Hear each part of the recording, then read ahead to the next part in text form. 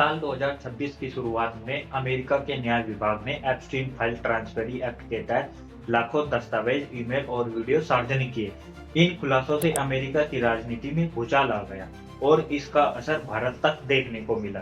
दोस्तों, इस वीडियो में हम समझने की कोशिश करेंगे कि जेफरी एप्स्टीन कौन था, उसका यौन तस्करी नेटवर्क कैसे काम करता था और उसकी रहस्यमयी मौत क्यों आज भी सवालों में। और इन फाइलों में भारत के प्रधानमंत्री नरेंद्र मोदी और उद्योगपति अनिल अंबानी के नाम किस संदर्भ में आए हैं। नमस्कार दोस्तों, मैं हूं रवि और आप देख रहे हैं द लाइट।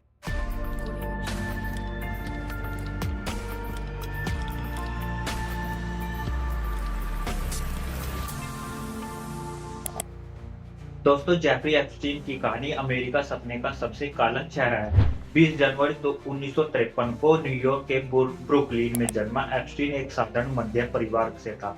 पढ़ाई में तेज था, लेकिन कॉलेज की डिग्री पूरी नहीं कर सका।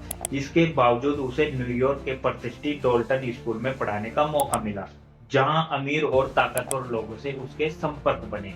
दोस्तों, यहीं से उसने सामाजिक सीढ़ियां चढ़ना शुरू किया। बाद में वह वॉल स्ट्रीट के बड़े बैंक बियर स्टर्न्स पहुंचा और बिना डिग्री के कुछ ही सालों में उनका पार्टनर बन गया। उसका काम अमीर लोगों को टैक्स बचाने की सलाह देना था। यहीं से उसने सीखा कि ताकतवर लोग पैसा ही नहीं, अपने राज भी छुपाना चाहते हैं। बियर स्टर्न छोड़ने के बाद उसने अपनी कंपनी बनाई और केवल अरबपतियों का पैसा संभालने लगा।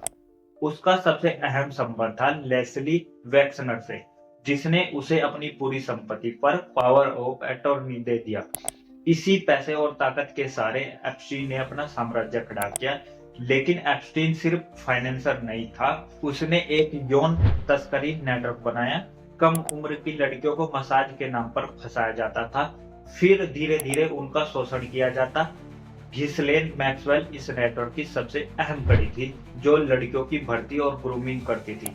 दोस्तों, उसे 2020 में 20 साल की सजा हुई।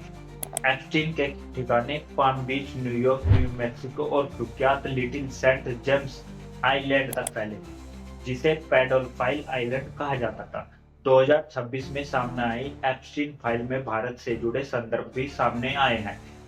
एक ईमेल में एप्स्टीन ने पीएम मोदी की 2017 की इजराइल यात्रा पर टिप्पणी की और खुद को प्रभावशाली बताने की कोशिश की, लेकिन भारत सरकार ने इसे एक अपराधी की झूठी बकबक बताते सिरे से खारिज कर दिया। वहीं अनिल अंबानी और एप्स्टीन के बीच 2017 से 2019 तक का ईमेल संवाद मिला है। अंबानी ने एप्स्टीन से ट्रंप प्रशासन के लोगों से मुलाकात करने में मदद मांगी है। एप्स्टीन ने खुद को वाशिंगटन का फिक्सर बताने की कोशिश की, लेकिन यह साफ नहीं है कि यह सब सरकारी निर्देश था या निजी प्रयास। दोस्तों, इन खुलासों के बाद भारत में राजनीतिक बहस छिड़ गई है। विपक्ष सवाल पूछ रहा है, वहीं सरकार आरोप को खारिज कर रही है। दोस्तों, एप्स्टीन इतने साल कानून से कैसे बचता रहा, यह अपने आप में बड़ा सवाल है।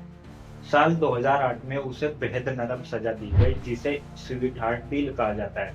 पीड़ितों को अंधेरे में रखा गया और उनके सहयोगियों को भी बचा लिया गया।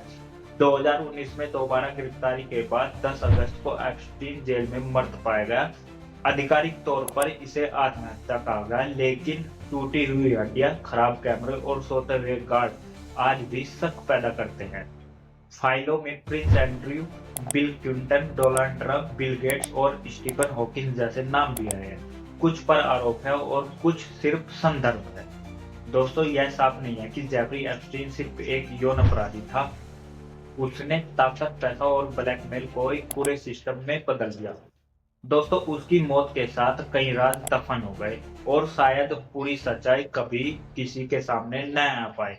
दोस्तों, आपको यह वीडियो कैसा लगा कमेंट में जरूर बताइए और हमारे चैनल द लाइट को सब्सक्राइब जरूर कीजिए। शुक्रिया।